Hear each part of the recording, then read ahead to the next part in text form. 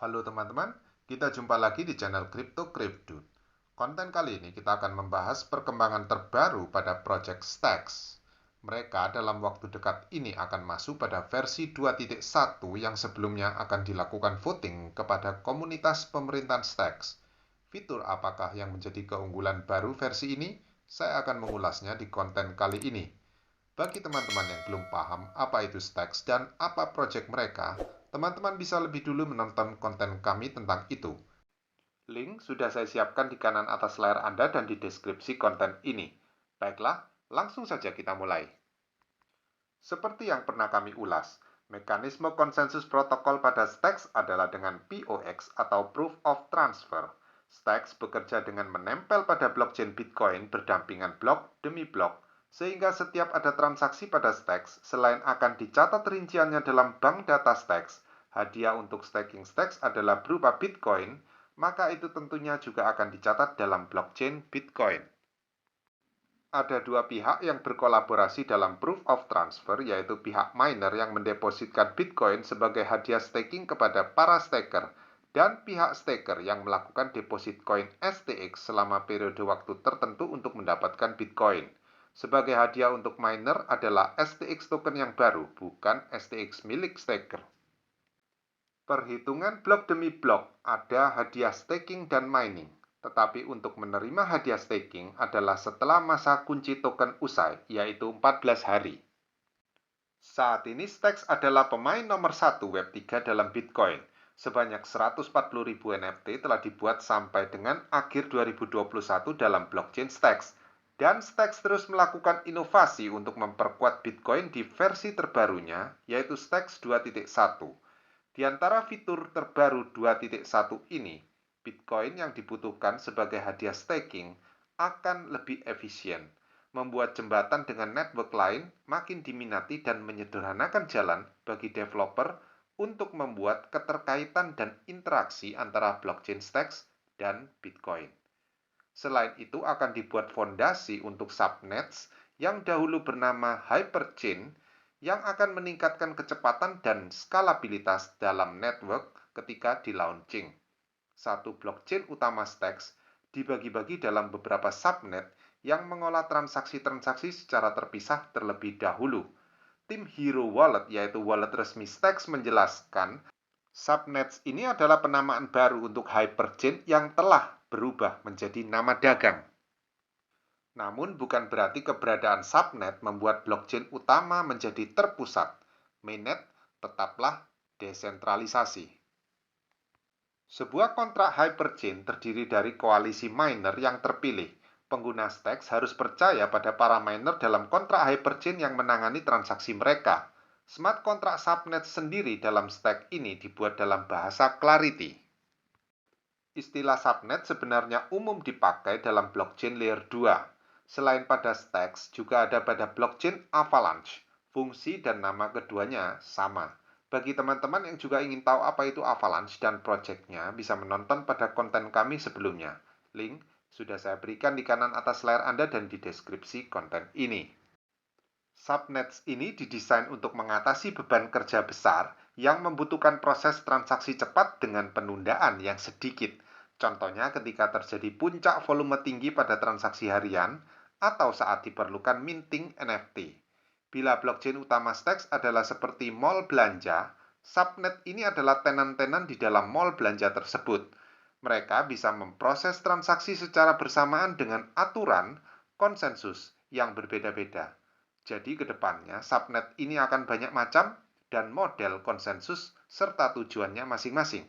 Meski begitu, manapun subnet yang pengguna pilih, nantinya akan tercatat pada laporan besar blockchain Stacks dan juga tercatat pada blockchain Bitcoin. Voting untuk pelaksanaan Stacks 2.1 adalah pada berakhirnya siklus staking ke-46 dan 47. Diperkirakan akan dimulai 10 November 2022 dan berakhir pada 8 Desember 2022. Saat voting akan diadakan Twitter Spaces atau sesi Discord untuk menerangkan voting ini tentang apa dan memandu orang untuk melakukan proses votingnya. Berikut roadmap Stacks 2.1 ini. Beberapa fitur perubahan pada versi 2.1 ini adalah penambahan atau perubahan pada mekanisme staking. Masa kadaluarsa otomatis untuk kontrak POX setelah genap 2 tahun pada versi 2.0 ditiadakan di versi 2.1. Dimungkinkan periode staking diperpanjang sehingga menghindari terkena penalti kehilangan satu periode staking berikutnya setelah berakhirnya masa staking. Bisa menambah jumlah stakes yang di staking tanpa batas limit tanpa harus melakukan staking berulang kali tiap periode waktu pada alamat Bitcoin sama. Support baik untuk Segwit protokol maupun Taproot protokol sehingga tidak menimbulkan biaya transaksi berlebih. Perubahan ini juga memungkinkan pembuatan pool staking bersama-sama banyak orang dengan hadiah Bitcoin yang dibagi dengan adil diatur dalam satu coding yang disebut TapScript. Bagi teman-teman yang belum paham apa itu Segwit protokol dan Taproot protokol pada Bitcoin, teman-teman bisa menonton konten kami tentang itu. Link saya sediakan di kanan atas layar Anda dan di deskripsi konten ini. Segwit protokol adalah konsensus protokol lama Bitcoin, sedangkan Taproot protokol adalah konsensus protokol yang baru yang bisa berinteraksi dengan fungsi smart contract. Taproot protokol ini sendiri baru dimulai sejak November 2021. Penambahan kedua stacks versi 2.1 ini adalah fungsi baru Clarity untuk data parsing dan validasi. Data parsing adalah pengubahan format data dari satu bentuk ke bentuk lain. Penambahan kata-kata kunci baru dalam bahasa Clarity sehingga menambah kemudahan bagi developer untuk menulis smart contract yang bisa direspons oleh transaksi Bitcoin serta menulis smart contract yang bisa memindahkan data keluar blockchain atau off-chain. Ketiga, peningkatan kemampuan bridging. Kesulitan bahasa Clarity saat ini ada dalam 3 fungsi, yaitu mengubah public key atau signature ke alamat stacks, mengubah data kasar ke dan dari alamat stacks, serta memecahkan data binary ke dalam struktur data Clarity.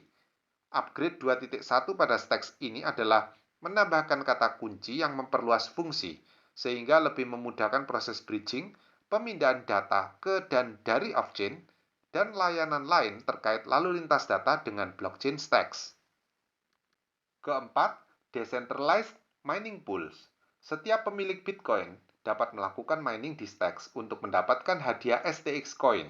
Karena mining butuh proses modal besar, maka di versi ini syarat minimal untuk mining diturunkan. Caranya dengan menyediakan 2 blok pembangun kunci pada pools. Kelima, desentralisasi hadiah mining. Saat ini hadiah stacks coin bagi miner hanya bisa diberikan lewat kunci yang telah ditandai oleh transaksi Coinbase. Dengan sistem baru ini akan dibuat kumpulan permodalan para miner secara desentral, sehingga hadiah stacks baru untuk para miner akan dapat ditarik berdasarkan besaran kontribusi Bitcoin masing-masing miner.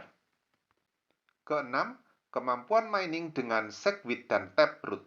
Upgrade 2.1 menambahkan kemampuan bagi miner untuk mining native Segwit atau Taproot UTXO.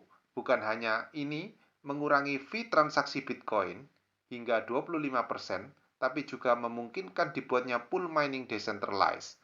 Miner bisa bersama-sama mengumpulkan modal dan mendapatkan hadiah STX yang diakumulasi berbarengan.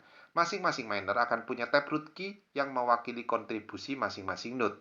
Ini semacam bukti keberadaan transaksi permodalan Bitcoin mereka. Ketujuh, Bitcoin address dapat mengendalikan native asset dan smart contract dalam stacks address. Saat ini pemilik alamat Bitcoin harus mau punya alamat stacks terlebih dahulu untuk bisa menyimpan aset dalam stacks semisal NFT. Dan 2 alamat ini bisa dipasangkan. Di kemudian hari tidak ada lagi diperlukan hal ini. Alamat Bitcoin langsung bisa menyimpan aset yang ditulis dalam smart contract stacks. Mari kita simpulkan pembicaraan konten kali ini. Implementasi versi 2.1 dalam stacks sudah pasti akan dijalankan dalam waktu dekat, karena secara logika tidak ada kekurangan dan lebih banyak kelebihan dibandingkan versi 2.0 sebelumnya. Voting bisa jadi hanya sebagai pemicu dimulainya roadmap versi 2.1 ini, yaitu pada siklus reward 46 dan 47. Apakah teman-teman memiliki stacks? Ini proyek yang prospektif menurut saya karena mereka adalah yang terdepan saat ini berkolaborasi untuk meningkatkan fungsi Bitcoin. Sebagai Bitcoin terlama, tentunya teknologinya paling kuno dan sudah obsolete. Kehadiran koin-koin baru sebagai pelengkapnya tentu diperlukan Bitcoin agar terus bisa punya daya guna. Saya sendiri masih termasuk pendukung Bitcoin dibandingkan koin-koin lain karena eksotisme persediaan barangnya sedikit dan paling aman hingga saat ini dibandingkan koin yang lain. Bagaimana menurut pendapat Anda? Tulis ya di kolom komentar. Sampai jumpa di kesempatan berikutnya.